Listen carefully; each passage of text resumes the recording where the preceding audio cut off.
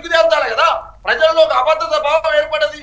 ఒకవైపేమో ధాన్యం కొనుగోలు విషయంలో మీరు ఎక్కడ కూడా నిజాయితీ పాటిస్తలేరు. మీరు ఎలక్షన్ మేనిఫెస్టోలో ఏం చెప్పినారు?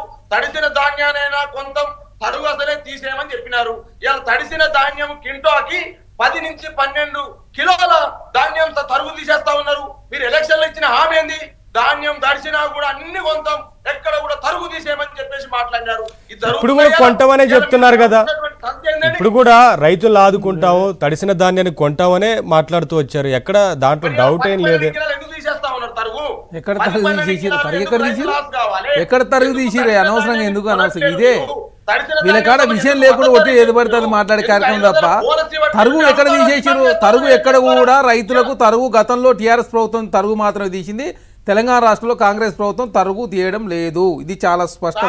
అదే కాకుండా ఇక్కడ జరుగుతూ ఉంది ఏంటంటే ఆగండి బాలరాజు గారు, సార్ ఆగండి. గత ప్రభుత్వంలో 7,000 కోట్ల రూపాయలు రావాల్సి ఉంది, సరుకు మిల్లులలో లేదు కాబట్టి వారి మీద చర్యలు తీసుకునే వీరికి బాధ వేస్తా ఉంది.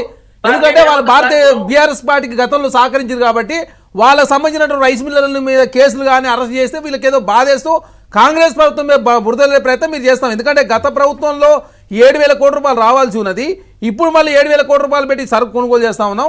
మొత్తం 14,000 కోట్ల రూపాయలు. అంటే ఈ 14,000 కోట్ల రూపాయలు వసూలు చేసినట్లయితే కాంగ్రెస్ ప్రభుత్వం ఎక్కడ రుణమాఫీ చేస్తుందో, కాంగ్రెస్ ప్రభుత్వం రైతులకు ఇచ్చినటువంటి గ్యారెంటీలు ఎక్కడ అమలు చేస్తామని చెప్పేసి కాంగ్రెస్ పార్టీ మీద బురదలే ప్రయత్నం తప్ప మీరు వాస్తవాలు మాట్లాడాలి కదా.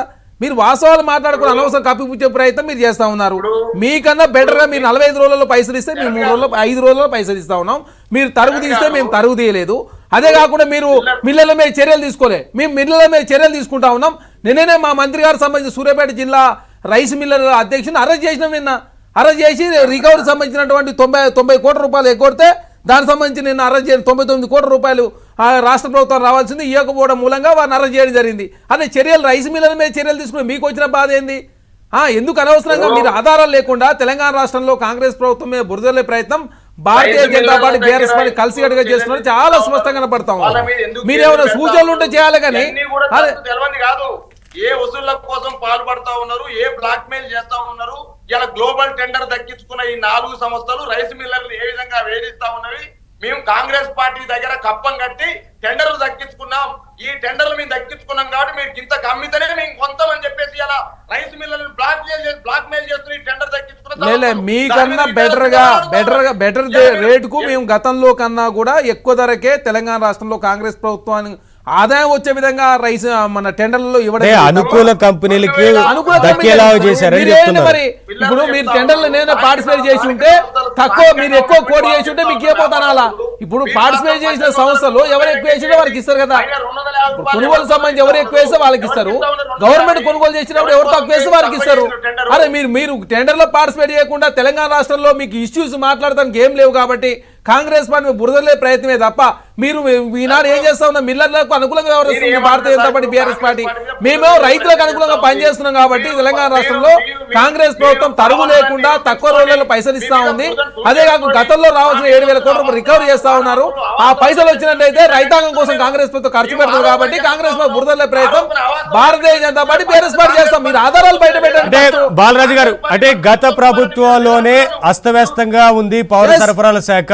ఇప్పుడు దాన్ని ప్రక్షాళన చేసి రైతులకు వినియోగదారులకు న్యాయం చేస్తున్నాము. 6 నెలలుగా అదే ప్రక్రియలో ఉన్నాం అనేది, అంటే 6 నెలలు రాబోయే రోజుల్లో కూడా దాన్ని ప్రక్షాళన చేయాల్సిన అవసరం ఉంది. మొత్తం అస్తవ్యస్తం చేశారనేది పౌర సరఫరాల శాఖనే గత ప్రభుత్వం వారు చెప్తుంది ప్రధానంగా.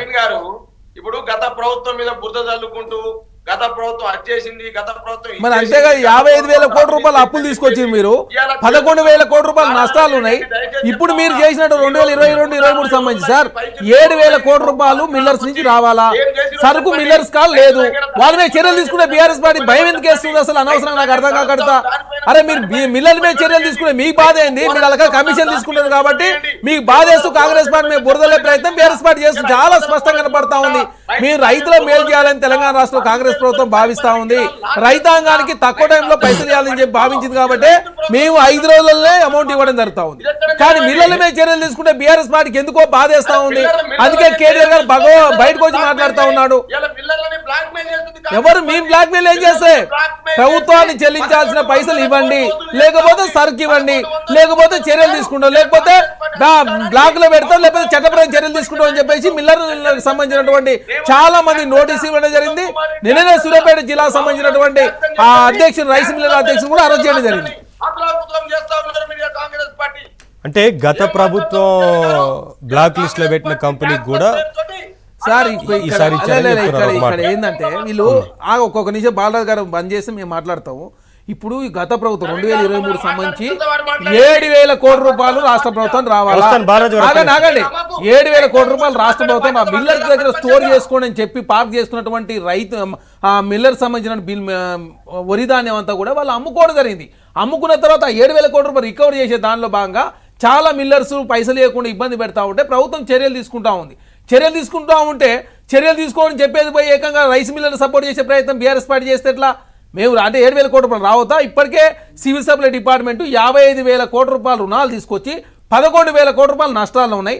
ఆ పైసలు రికవర్ చేసినట్లయితే రైతాంగానికి కాంగ్రెస్ ప్రభుత్వం రుణమాఫీ చేస్తుంది, రైతాంగానికి చెప్పినటువంటి మాట నిలబెట్టుకుంటుందని చెప్పేసి కాంగ్రెస్ పార్టీ బురదల ప్రయత్నమే తప్ప మీ రైస్ మిల్లకు సపోర్ట్ చేస్తా ఉన్నారు. బాలరాజు గారు, ఇప్పుడు డబ్బు రికవరీ చేయాల్సిన అవసరం ఉందా లేదా? ప్రభుత్వం ముందుకు వెళ్ళాలి అంటే ఇదంతా రికవరీ చేయాలి, జరిగిన తప్పిదాలు కానీ ఏమన్నా సరే చర్యలు తీసుకోవాల్సిన అవసరం ఉంది కదా, ఎందుకు మీరు వెనకేసుకొచ్చే ప్రయత్నం చేస్తున్నారు అనేది. మీరు కమిషన్లు తీసుకున్నారని మాట్లాడుతున్నారు. ఇంకో మాట నవీన్ గారు, నేను ఏమంటున్నాను నవీన్ గారు, స్పష్టంగా చరణ్ గారు చెప్పినటువంటి మాటలకు మేము కట్టుబడి ఉన్నాము. చరణ్ గారు ఏదైతే మాటలు మాట్లాడుతున్నారో మిల్లర్లు ఒకవేళ 43 మంది మిల్లర్ల మీద చర్యలు తీసుకోవాలా చెప్పండి మరి మీరు. ఆగండి చరణ్ గారు, ఆగండి సార్, ప్రభుత్వం మీరు వినాలి సార్, మా గుర్తును వినాలి సార్. మేము ప్రతిపక్షంలో ఉన్నాం, మీరు అధికారంలో ఉన్నారు. ప్రజలకు న్యాయం చేయాల్సింది మీరు, ప్రజల సమస్యలని గొంతెత్తాల్సింది మేము. గొంతెత్తా ఉన్నాం. ఏం గొంతెత్తా ఉన్నాం? మిల్లర్లు ఒకవేళ తప్పిదాలు చేస్తే ఆ మిల్లర్ల పైన చర్యలు తీసుకోండి. దాన్ని బీఆర్ఎస్ పార్టీ 100% సపోర్ట్ చేస్తా ఉంది. First point. రెండో పాయింట్ ఏదంటే ఇవాళ మిల్లర్లను మేము ఏదో విచారణ చేస్తా ఉన్నాం, మిల్లర్ల పైన చర్యలు తీసుకుంటానే పేరుతోటి ఇవాళ 1100 కోట్ల ట్యాక్స్ ఏదైతే వసూలు చేస్తా ఉన్నారో ఆ ట్యాక్స్ ఢిల్లీ పెద్దలకు పంపిస్తా ఉన్నారో దాన్ని మేము ఖండిస్తా ఉన్నాం. ఇలా గ్లోబల్ టెండర్లు దక్కించుకున్న సంస్థలు ఏదైతే ఉన్నాయో 4 సంస్థలు, ఆ 4 సంస్థలలో గతంలో బీఆర్ఎస్ పార్టీ అధికారంలో ఉన్నప్పుడు ఒక సంస్థను బ్లాక్ లిస్ట్ లో పెట్టినాము. మరి ఆ బ్లాక్ లిస్ట్ తీసేసి ఎట్లా మీరు దాని టెండర్ లో పార్టిసిపేట్ చేశారు?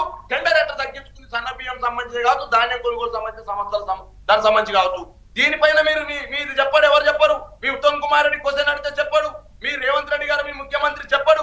జరుగుతున్న తంతేందో అడుగుతా ఉన్నామండి. సన్న బియ్యం సరఫరాలో కొత్తగా కొననప్పుడు అవినీతి ఎలా జరుగుతుంది అనేది వారు చెప్తోంది. ఈ అవినీతి మొత్తం కూడా కేంద్ర పెద్దలకు పంపించి మీ పదవులు కాపాడడం కోసం ప్రయత్నం జరుగుతా ఉంది. ఆ ప్రయత్నాలు తప్పని చెప్పండి మీరు.